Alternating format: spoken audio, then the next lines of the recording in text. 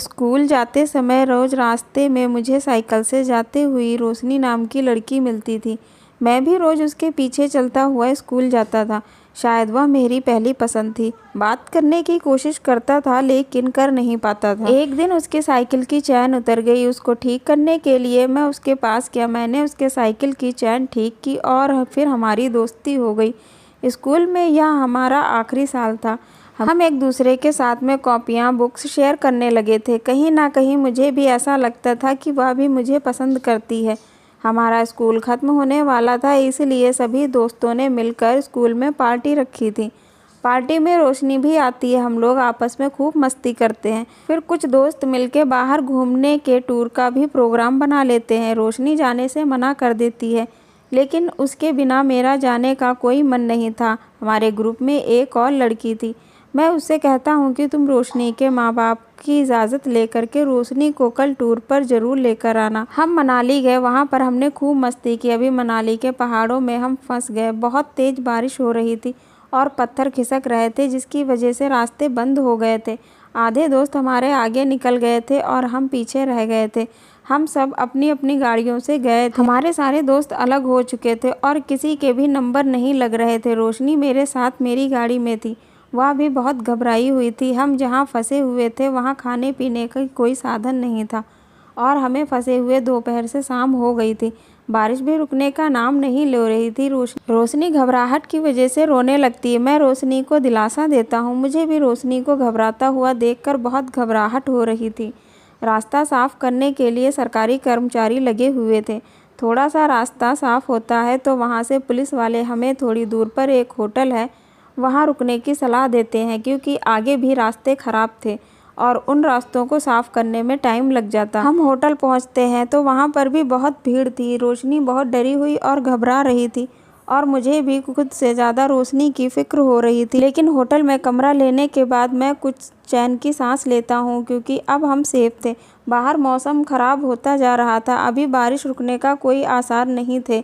मैं खाना मंगवाता हूँ लेकिन रोशनी खाना नहीं खा रही थी। वह मेरे गले लगकर रोने लगती है। मैं उसे चुप कराने की बहुत कोशिश करता हूँ कि तभी मनाली में बहुत तेज़ बाढ़ आ जाती है और वह बाढ़ सब कुछ तहस नहस करके बहा ले जाती है। मैंने रोशनी को कसकर अपनी बाहों में पकड़ा हुआ था। हम पानी में बह रहे थे। हमें किसी चीज़ का कोई सहारा मिलता है और हम किनारे आने की कोशिश करते हैं।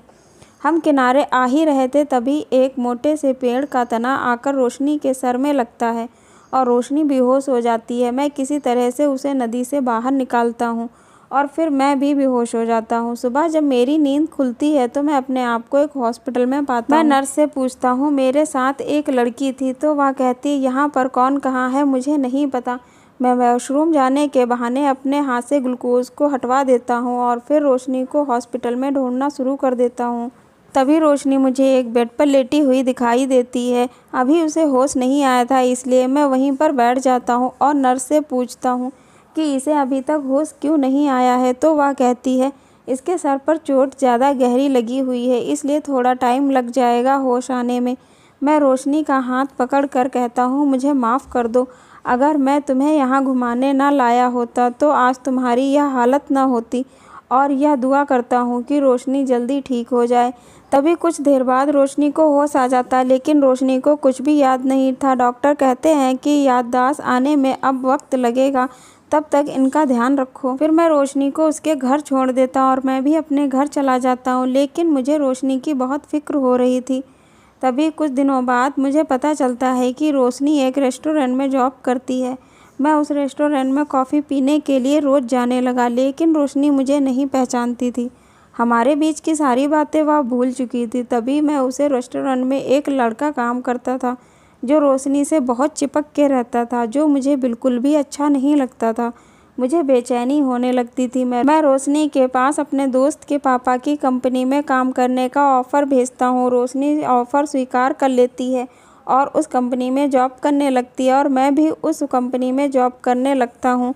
अब मेरा रोशनी के साथ में रोज़ मिलना होने लगा था, लेकिन अभी भी रोशनी के दिल में मेरे लिए कोई फीलिंग्स नहीं थी। मैं उसे सब कुछ याद दिलाना चाहता था। मैं उसे स्कूल लेकर के जाता हूँ जहाँ पर हमने एक साथ काफ़ी वक्त बिताया था, लेकिन उसे कुछ भी याद नहीं आता है। मैं जब उसका हाथ पकड़ता हूँ तो वह अपना हाथ पीछे खींच लेती है। हमें एक साथ काम करते हुए काफ़ी वक्त बीत गया था। रोशनी मेरी बहुत अच्छी दोस्त बन चुकी थी। अपनी बड़ी बहन की शादी में मैं रोशनी को आमंत्रित करता हूँ। मेरी एक छोटी बहन भी थी जिसे रोशनी के बारे में सब पता था। वह रोशनी से पहले भी मिल चुकी थी, इसलिए वह रोशनी को हल्दी और मेहंदी की रस्म में भी बुलाती है। मैं उन रस्मों में रोशनी के साथ में रोमांटिक गानों पर डांस भी करता हूँ। डांस करने के दौरान मैं रोशनी के बहुत करीब था और शायद उसे भी कुछ महसूस हो रहा था। डांस करते समय वह मेरी आंखों में खो गई थी। गाना बंद होते ही वह मेरा हाथ छोड़कर एक कोने में खड़ी हो जाती है। मैं उसके पास जाता हूँ और उससे कहता हूँ, क्या हुआ, तुम अचानक डांस छोड़कर क्यों चली आई? तो वह घबराती हुई कहती है, नहीं कुछ भी नहीं, बस वैसे ही। वह वहाँ से ऊपर की तरफ जाने लगती। मैं भी उसके पीछे पीछे जाता हूँ और उसका हाथ पकड़कर उसे साइड में कमरे के दरवाजे की तरफ खींच लेता हूँ और मैं उससे कहता हूँ, तुम मुझसे कुछ छुपा रही हो। मेरे नज़दीक आते ही उसकी धड़कनें तेज हो गई थी, उसके होंठ कांपने लगे थे, उसकी आंखें बंद हो गई थी। हमें खुमारी चढ़ने लगी थी, हमारे कदम बहकने लगे थे। नीचे सब लोग शादी की तैयारियों में खोए हुए थे और हम यहाँ एक दूसरे में खो गए थे। और यहाँ से मेरे प्रेम की कहानी की शुरुआत होती है।